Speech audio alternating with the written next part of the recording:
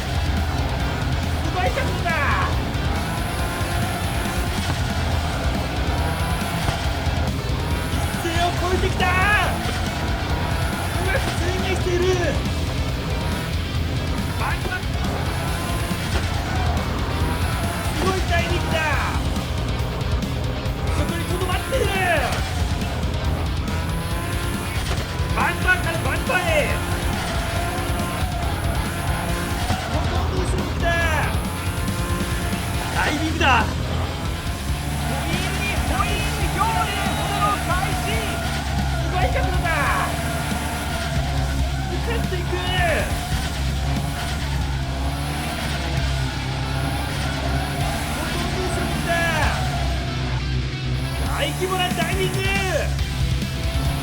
規模なダイビング。